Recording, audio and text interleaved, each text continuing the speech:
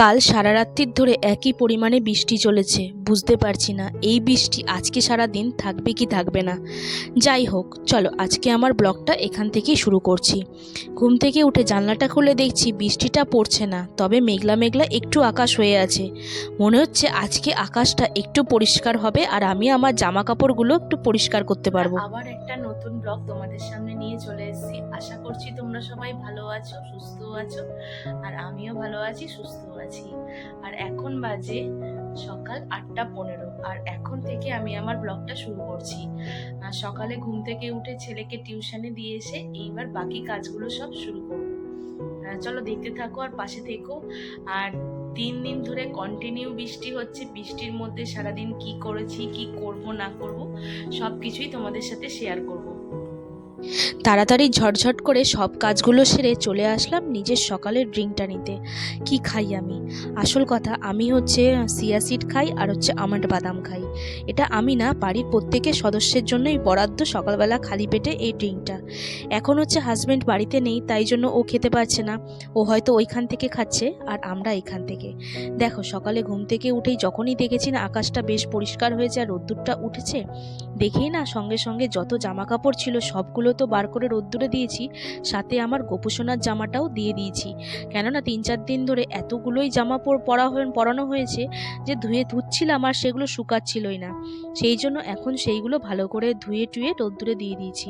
তারপরে চলে আসলাম ঘরে। আর ঘরে এসে বাকি কাজগুলো সব সেরে নেব।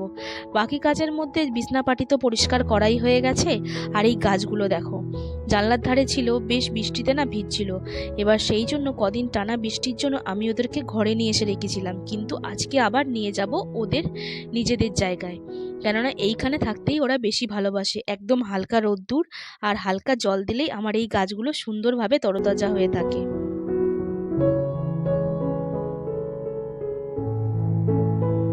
তারপরে চলে আসি আমার এই বাগান পরিবারের আরেকজন সদস্যের কাছে। এই যে আমার মানি প্ল্যান্টটি না বেশ দেখছি না, লাগিয়েছি 2 থেকে 4 মাস হয়ে গেল, কিন্তু সাইজ না একদমই বাড়ছে না। জানি না কেন, সব কাজ কি সুন্দর তরতাজা হয়ে যায়, কিন্তু এই মানি প্ল্যান্ট গাছটাই না একদম বাড়তে চায় না। তোমাদের সাথে আমি শর্ট ভিডিওতে শেয়ার করেছিলাম যে আমি যখন ছেলেকে টিউশনে দিয়ে আসছিলাম তখন জঙ্গলের ধারে এই গাছটিকে আমি পেয়েছিলাম। গাছটি পার্পেল হার্ট নামেই হচ্ছে, সবাই জানো।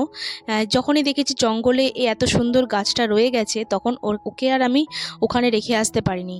আগের দিন একটা ডাল নিয়ে এসেছি তুলে মাটি থেকে, আবার আজকে দেখছি আরেকটা ডাল বেশ পাশ থেকে হয়ে রয়েছে। তা ভাবলাম ওনাকে যখন নিয়ে গেছি তা একে কেন নিয়ে যাব না, সেই জন্য একে নিয়েও সঙ্গে করে চলে এসেছি। আর নিয়ে এসেছি আমার বাগান পরিবারের আরেকজন সদস্য, অপরাজিতা, যিনি আমার বাগানে আগে ছিল, কিন্তু মাঝখানে তার একটি রোগ হয়ে যাওয়ার পর থেকে সে মারা গেছে। তাই জন্য আবার একটি নতুন গাছ নিয়ে এসেছি। আর দেখো, সব কিছু গাছের কাজকর্ম সেরে এখন চলে এসেছি, নিজের কাজকর্ম সেরেও চলে এসেছি স্নান করে। আর স্নান করে ঠাকুরকে একটু ধূপ জ্বালাবো না। ঠাকুর মন্দিরে তো পুজো দেওয়া হয়েই যায়, কোনো কোনো সময় মা দেয় আর কোনো কোনো সময় আমি দিই। এতে কোনো ভাগাভাগি নেই, যখন যা সময় হয় তখন আমরা সেখানে ধূপ জ্বালিয়ে আসি কি পুজো দিয়ে আসি। কিন্তু ঘরের মধ্যে একটা যেন ধূপ না দিলে মনটা যেন তৃপ্তি হয় না, ঘরটা যেমন অগোছানোই থেকে যায়।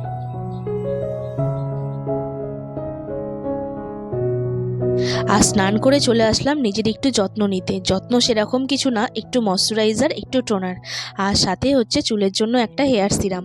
এইটুকু হলেই যেন নিজেকে একটা পরিপাটি বলে মনে হয়। আর সব কিছু হয়ে যাওয়ার পর সাথে একটু সিঁদুর, যেটা হচ্ছে আমাদের প্রত্যেক মেয়েদেরই একটা অহংকার বলে কথা, আর এটাই আমাদের প্রধান সাজ। তো বন্ধুরা, সবাইকে জানাই গুড ইভিনিং। একেবারে সন্ধেবেলায় চলে এসেছি। সন্ধেবেলায় এসে ছেলেকে পড়াচ্ছি, তাই ভাবলাম তোমাদের একটু সামনাসামনি আসি। সব সময় তো আর কথা বলা যায় না, ক্যামেরার সামনে কাজটাই দেখাই আর সাথে কিছুটা বকবক করি। আর এখন না আর কথা বলতেও না, ক্যামেরার সামনে না অনেক দিন কথা বলিনি, তো বলতেও যেন কেমন একটা দ্বিধাবোধ লাগে। তাই জন্য ভাবলাম একটু ক্যামেরাটা অন করে তোমাদের সামনে আসি। আর দেখো, এখন ছেলেকে পড়াতে বসেছি। সন্ধেবেলার ডিউটি হচ্ছে সন্ধ্যে 7টা থেকে আপ টু 10:30 অবধি ছেলেকে পড়ানো, আর যেটা প্রত্যেকটা মাদেরই হয়তো কর্তব্য, আমার কেন। চলো বন্ধুরা, আজকের মতো ভিডিওটা এখানেই শেষ করলাম। ভিডিওটা যদি ভালো লেগে থাকে অবশ্যই লাইক কমেন্ট করো, আর চ্যানেলটা সাবস্ক্রাইব করতে ভুলো না। আবার দেখা হবে নতুন কোনো ভিডিওর সাথে। টাটা।